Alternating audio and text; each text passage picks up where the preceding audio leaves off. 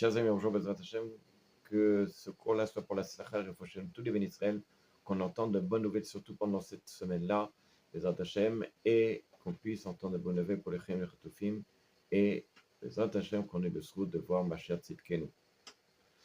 La question est, nous sommes pendant les 3 semaines, à partir de Rosh Chodesh, Shulchan Aruch, il nous dit comme ça dans Tav Kuf Nun Aleph Seif Tetzain, nous n'avons pas le droit, d'après Yesh Omrim, de nous laver à partir de Rosh Chodesh jusqu'au 9 Av, inclus.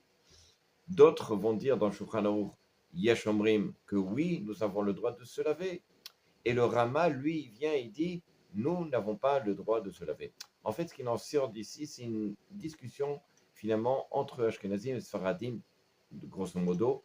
Les Ashkenazim en général ne se lavent plus à partir de Rosh Chodesh jusqu'à Tisha B'Av inclus.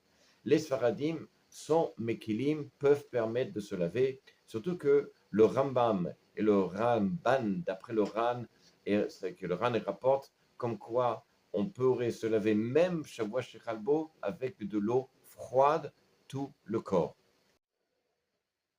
Les poskim ashkenazim comme le Rav Eliashiv dans son shoot, il rapporte comme ça que ceux qui ont du mal à rester une semaine, 10 jours sans se laver parce qu'il fait chaud, parce qu'il transpire, ce qu'on appelle les gens délicats, alors effectivement, ils auront le droit de se laver avec de l'eau froide, évidemment, et pas tout le corps, une partie du corps ici, une partie du corps, etc. etc.